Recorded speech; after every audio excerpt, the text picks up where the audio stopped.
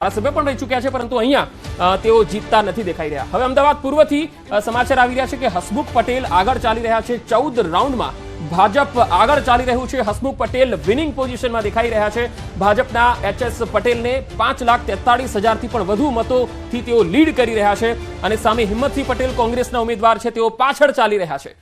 बिल्कुल, तो जे एक बाद एक चित्र स्पष्ट થઈ રહ્યું છે। શરૂઆતી જે રુઝાન હતા એ જ પ્રકારના પરિણામ અત્યારે ગુજરાતની 26 બેઠકો પર કદાચ સામે આવી રહ્યા છે। કચ્છથી વાત કરીએ, કચ્છમાં ત્રીજી વખત પણ વિનોદ ચાવડાની જીત લગભગ નિશ્ચિત મનાઈ રહી છે, કારણ કે તેઓ હેટ્રિક મારી શકે છે। જે મતોની ટકાવારી સામે આવી છે, મતગણતરી જે સામે આવી રહી છે, તેમાં ત્રીજી વખત તેઓ જીત તરફ આગળ જોવા મળી રહ્યા છે વિનોદ ચાવડા। આજે કચ્છથી સમાચાર આવી રહ્યા છે મોટા, કચ્છમાં ત્રીજી વખત વિનોદ ચાવડાની જીત નિશ્ચિત મનાઈ રહી છે। વિનોદ ચાવડા એ કચ્છમાં સૌથી ફેમસ ચહેરો, સર્વ સ્વીકૃત ચહેરો અને સંગઠનમાં પણ તેઓ ઉપાધ્યક્ષનું પદ ધરાવે છે। સંગઠનમાં પણ તેમની સારી પકડ રહી છે। સામે નીતેશ લાલણ છે, એ કોંગ્રેસના ઉમેદવાર, પરંતુ તેઓ એક યુથ કોંગ્રેસમાં તેઓ કામ કરી ચૂકેલા, એનએસયુઆઈમાં કામ કરી ચૂકેલા, પરંતુ તેમની સામે વિનોદ ચાવડા જે છે એ એક કદ્દાવર ચહેરો છે અને લગાતાર 2 વખતથી તેઓ સાંસદ ચૂંટાતા આવ્યા છે। એટલે અહીં વિનોદ ચાવડા છે એ સ્વાભાવિક છે કે તેઓ જીતે અને તેમને અત્યારે જે લીડ કરી રહ્યા છે આ પણ એક એમના જે લીડિંગ પોઝિશન આવશે, એટલે મતોનું જે માર્જિન હશે એ પણ મને લાગે છે કચ્છમાં સૌથી વધારે હશે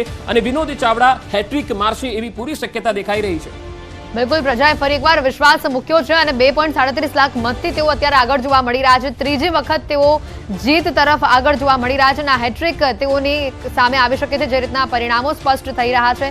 સાથે જ કચ્છમાં ક્ષત્રિય આંદોલનની અસર બિલકુલ પણ નથી દેખાઈ। ઘણી એવી બેઠકો છે કે જ્યાં ક્ષત્રિય આંદોલનની અસર થશે તેવું ક્યાંક લાગી રહ્યું હતું, પરંતુ ત્યારે પરિણામ જે રીતે સામે આવી રહ્યા છે, ક્ષત્રિય આંદોલનની અસર નહિવત જોવા મળી રહી છે। આ પરિણામ પર પરસોત્તમ રૂપાલા પણ જબરજસ્ત મતોથી અત્યારે આગળ જોવા મળી રહ્યા છે, તેઓની પણ જીત નિશ્ચિત માનવામાં આવી રહી છે। કચ્છથી પણ અત્યારે આ સમાચાર, ખેડાથી પણ જોયું આપણે આગળ કે દેવુસિંહ ચૌહાણ પણ અત્યારે જીત તરફ આગળ જોવા મળી રહ્યા છે।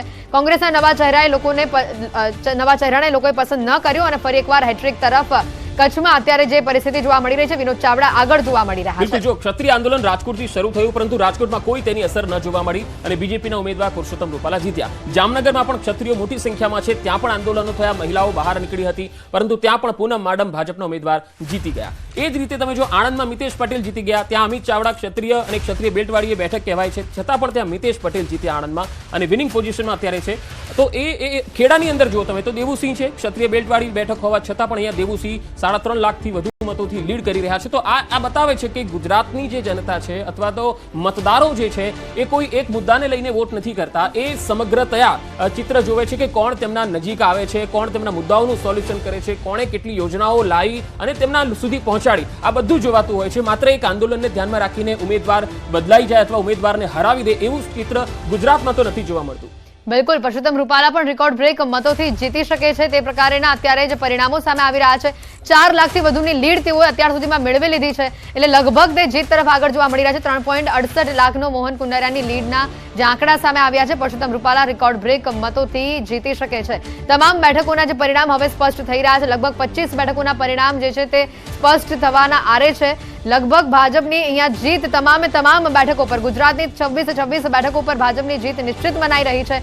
હાલ જે પરિણામો સામે આવી રહ્યા છે, તમામ એક પછી એક બેઠકો આપણે બતાવી રહ્યા છે। અમદાવાદ પૂર્વ પશ્ચિમ બેઠકો પર ભાજપ આગળ જોવા મળી રહ્યું છે, તો આ તરફ કચ્છથી પણ વાત કરી, સાથે જ આણંદથી પણ વાત કરી, તમામ બેઠકો પર અત્યારે ભાજપ આગળ જોવા મળી રહ્યું છે। રાજકોટથી, જામનગરથી પણ આપણે પરિણામો પર નજર કરી।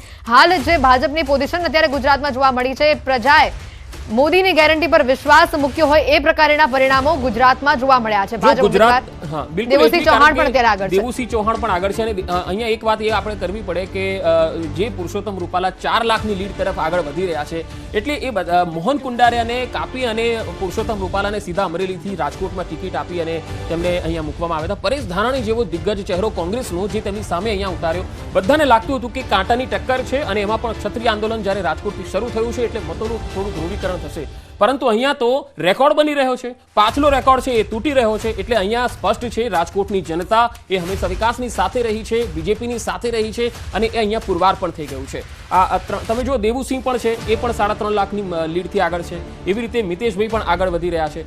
અમિત ચાવડા જે આણંદથી, હાલ એક અપડેટ આવી રહી છે, રૂપાલાના જીતના કારણો આપણે જોઈ લીધી હતી। બિલકુલ, તો જે જીતના કારણો આવી રહ્યા છે, લોકોએ કચકચાવીને ભાજપ માટે મતદાન કર્યું હોય એ પ્રકારના આ ખાસ કરીને સમાચાર આવી રહ્યા છે. ક્ષત્રિય આંદોલનનો મુદ્દો બાઉન્સ બેક થયો છે અને અત્યારે પરસોત્તમ રૂપાલા આગળ ઘણા જ બધા મતો 4 લાખ કરતા પણ વધુ મતોથી તેઓ આગળ છે. કોળી અને પાટીદાર ભાજપ તરફી રહ્યા છે. મોદીના હાથ મજબૂત કરવાની મોદીની અપીલ અહીંયા કામ કરી ગઈ છે એ પ્રકારના દ્રશ્યો સામે આવી રહ્યા છે.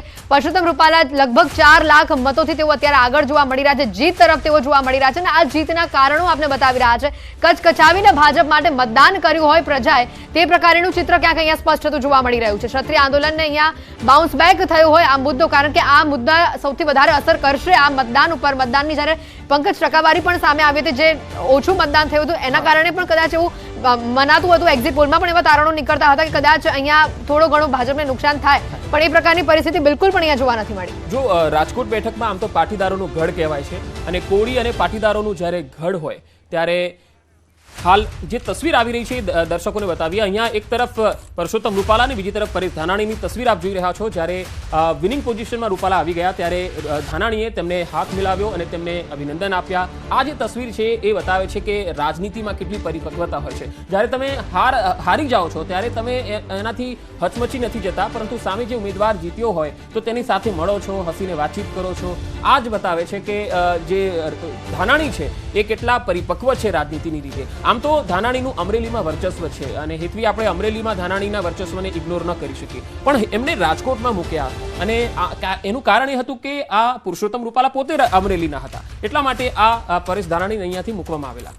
બિલકુલ. તો સાથે અન્ય પણ મહત્વના સમાચાર આવી રહ્યા છે. ગુજરાતમાં ફરી આમ આદમી પાર્ટી સફળ નથી રહી. ગુજરાતમાં સંગઠનનો અભાવ જોવા મળ્યો અને આમ આદમી પાર્ટી સફળ બિલકુલ પણ ન રહી એ પ્રકારનું ચિત્ર. અમુક બેઠકો પૂરતી જ ખાસ કરીને તે સીમિત રહી ગઈ તેવા પ્રકારની પરિસ્થિતિ. ગુજરાતમાં ફરી આમ આદમી પાર્ટી નિષ્ફળ નીવડી છે. જે પ્રકારના પરિણામ સામે આવ્યા છે, સંગઠનનો અભાવ જોવા મળ્યો છે આમ આદમી પાર્ટીમાં અને એવા જ પ્રકારના ક્યાંક આ પરિણામો સામે આવ્યા છે. કેટલીક બેઠકો પૂરતી જ તેને સીમિત રહેવું પડ્યું. ફરી એકવાર મોકો મળ્યો હતો, પરંતુ એ પણ તેઓ ખાસ કરીને આ મોકાને પરિણામમાં તબદીલ ન કરી શક્યા અને આજે આમ આદમી પાર્ટી અહીંયા નિષ્ફળ રહી છે ગુજરાતમાં. બિલકુલ. ગુજરાતમાં 2 સીટ એવી હતી કે જ્યાં આમ આદમી પાર્ટીના ઉમેદવાર, એક ચૈતર વસાવાની ભરૂચવાળી બેઠક જેના પર મનસુખ વસાવા છે એ જીત તરફ આગળ વધી રહ્યા છે, અને બીજી બેઠક ભાવનગરની હતી કે જ્યાં ઉમેશ મકવાણા આમ આદમી પાર્ટીના ઉમેદવાર હતા એ પણ પાછળ ચાલી રહ્યા છે. નીમુબેન ઓલરેડી જીત તરફ આગેકૂચ કરી ચૂક્યા છે. હવે લોકસભામાં ગુજરાતથી આમ આદમી પાર્ટીનો કોઈ વ્યક્તિ દિલ્હી જવાનો નથી એ નક્કી થઈ ગયું છે.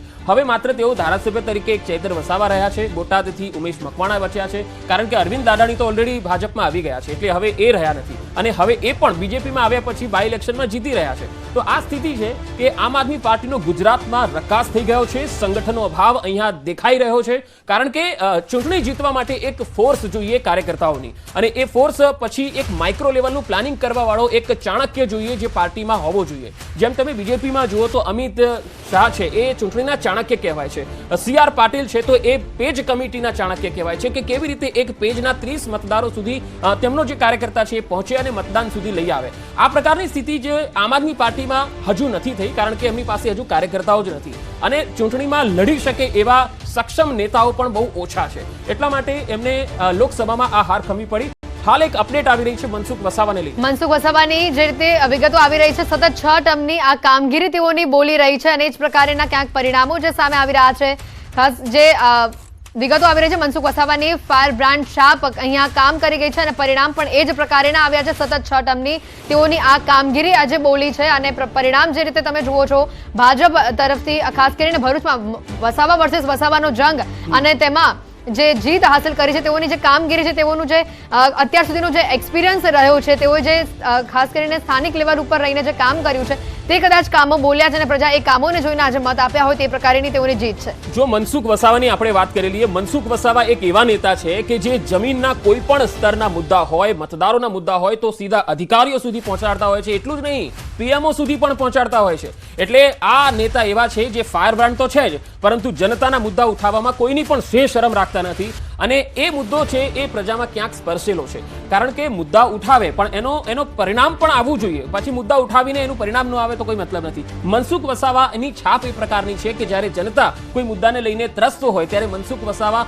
અધિકારીની ઓફિસ સુધી પહોંચતા હોય છે. અને ચૈતર વસાવા જ્યારે પ્રચારમાં ગયા ત્યારે આપણે ઘર્ષણના દ્રશ્યો પણ જોયા હતા કે બંને પાર્ટીના જે કાર્યકર્તાઓ છે એ એકબીજા સામે આક્ષેપબાજી કરતા હતા, ઘર્ષણ પણ થયું હતું. આક્ષેપબાજી તો બહુ જ થઈ, પરંતુ ચૈતર વસાવા જે માત્ર ડેડિયાપાડા પૂરતા તેમનો પ્રભાવ છે, વર્ચસ્વ છે, આખા ભરૂચની જો આપણે વાત કરીએ તો એમાં અંકલેશ્વર પણ આવે છે, જંબુસર પણ આવે છે, ભરૂચ વિધાનસભા પણ આવે છે, તો આ 7-6 વિધાનસભા જે છે એમાં તો ભાજપ છે અને એમાં ચૈતર વસાવાએ હોલ્ડ લેવો પડે, પોતાનો પ્રભુત્વ જમાવવું પડે, માત્ર ડેડિયાપાડાથી ન ચાલે અને એટલા માટે મનસુખ વસાવા અહીંયા સતત જીતી રહ્યા છે, એમનું કામ અહીંયા બોલે છે અને એમનો લોકો વચ્ચેનો જે સંપર્ક રહ્યો છે સતત એના કારણે તેઓ અત્યારે તેમની ફાયર બ્રાન્ડની જે છાપ છે એ એમને જીતાડી લાવી છે. બિલકુલ, અહીંયા સંગઠન કામ કરી ગયું છે અને આ સંગઠનનું જે પરિણામ કદાચ અત્યારે આ જીતનું જશ્ન આપણે જોઈ રહ્યા છે, જે રીતે જીત તેઓની સામે આવી છે, ભાજપનું આ મજબૂત સંગઠન અને તેઓની જે અત્યાર સુધીનું એક્સપિરિયન્સ, કામ કરવાની શૈલી, લોકોનો વિશ્વાસ, જે રીતે તેઓ આટલા વર્ષો સુધી જીતતા આવ્યા છે,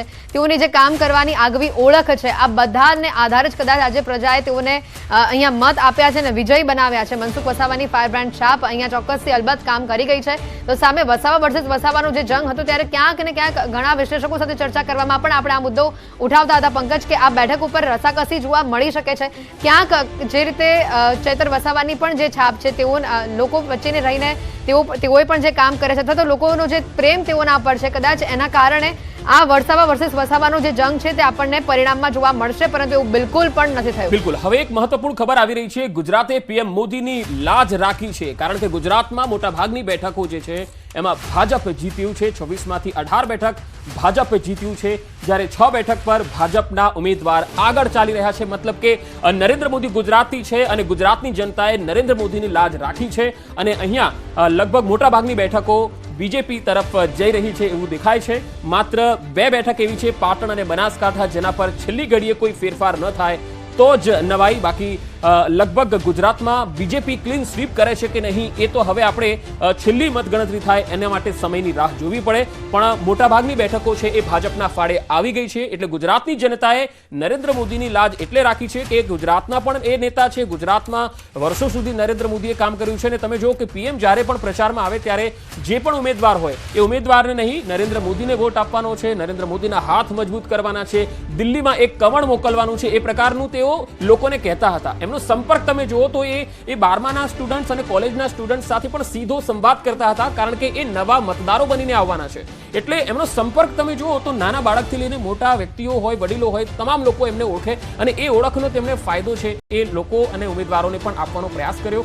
અને અહીં જનતાના માનસ ઉપર પણ એ વાત છવાયેલી રહી કે ભાઈ આપણા ગુજરાતના કોઈ વ્યક્તિ છે જે પીએમ બની રહ્યા છે તો આપણે એમને જીતાડવા પડે. એટલે ગુજરાતની જનતાએ તો ચોક્કસ લાજ રાખી છે, પણ બનાસકાંઠા અને પાટણમાં આ લાજ રાખે છે કે કેમ એ જોવું રહેશે, એ રસપ્રદ પણ રહેશે. કારણ કે બનાસકાંઠાની જ એક ચર્ચા હતી કે જ્યાં કોંગ્રેસ જીતે એવી શક્યતા હતી, પાટણની શક્યતા લાગતી નહોતી, પરંતુ હવે પાટણમાં કોંગ્રેસના ચંદનજી ઠાકોર જ્યારે આગળ ચાલી રહ્યા છે ત્યારે કોંગ્રેસને આ ફાયદો થાય છે કે નહીં, કોંગ્રેસ માટે ખુશીની ખબર આવે છે કે કેમ, એ હવે છેલ્લા રાઉન્ડની આપણે રાહ જોઈએ. બિલકુલ, લીડ વધતા જ પરિણામોને જે સામે આવી રહ્યા છે, હું બધાની સાથે રહેવા માંગુ છું, સુતરિયાનું આ નિવેદન સામે આવી રહ્યું છે. પરિણામ જેમ સ્પષ્ટ થઈ રહ્યા છે તેમ પ્રેમથી રહેવા માંગતા હો તો હું તમારા દિલમાં રહીશ. અમરેલીથી આ સમાચાર આવી રહ્યા છે. બિલકુલ, આ અમરેલીના ઉમેદવાર છે ભાજપના ભરત સુતરિયા અને તેમણે કહ્યું છે કે હું આવો સંદેશ કોને આપ્યો, સુતરિયાએ આવો સંદેશ કોને આપ્યો એ તમારે સૌથી પહેલા જાણવાની જરૂર છે. લીડ વધતા ભરત સુતરિયાના તેવર બદલાઈ ગયા. જયની ઠુમ્મર છે તેમની સામે અમરેલીથી અને ભરત સુતરિયા ભાજપના ઉમેદવાર છે. તમે જો જ્યારે આ ભરત સુતરિયાને ટિકિટ આપી અને ત્યાર પછી અમરેલીની અંદર જે સ્થાનિક નેતાઓ છે એ ભરત સુતરિયાના વિરોધમાં આવ્યા હતા અને ત્યાર પછી તો ભરત સુતરિયાએ પણ નિવેદનો આવવાનું શરૂ કરી દીધું હતું. તો આપણે એમાં નહીં પડીએ, પરંતુ પ્રેમથી રહેવા માંગતા હો તો તમારા દિલમાં રહીશ, આવું ભરત સુતરિયાએ કહ્યું છે. કારણ કે એમની જે લીડ છે એ ઘટી રહી છે અને એટલા માટે તેમણે જે પોતાનો આ સંદેશ જે આપ્યો છે એ હવે કોને આપ્યો છે આપણે અત્યારે એમાં પડવાની જરૂર નથી, પરંતુ મને લાગે છે બધાને ખ્યાલ આવી ગયો છે કે અમરેલીમાં એ મુદ્દો જે છે એ કોણે ઉપાડ્યો હતો. અમરેલીના જ એક સ્થાનિક લીડરે શું કહ્યું હતું ભરત સુતરિયાને. જો કે આપણે એમાં નથી પડતા, પરંતુ અમરેલીમાં જેનીબેન ઠુમ્મર અને ભરત સુતરિયા વચ્ચે કાંટાની ટક્કર છે.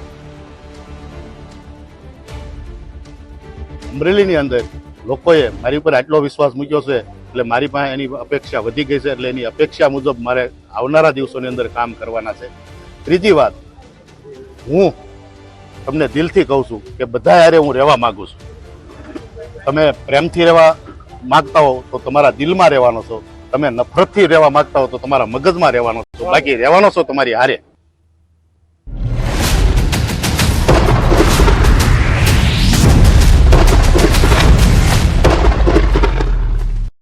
अब દેશની અંદર 543 લોકસભા બેઠક છે અને એનો ગ્રાફિકના માધ્યમથી આપણે સમજાવીશ કે અત્યાર સુધીનો જે સિનારીઓ સામે આવ્યો છે, એનડીએ 297 સીટો પર આગળ છે, જ્યારે ઇન્ડિયા ગઠબંધન 228 સીટો પર આગળ ચાલી રહ્યું છે, જ્યારે અધર પાર્ટી છે તે 21 સીટો પર આગળ ચાલી રહી છે.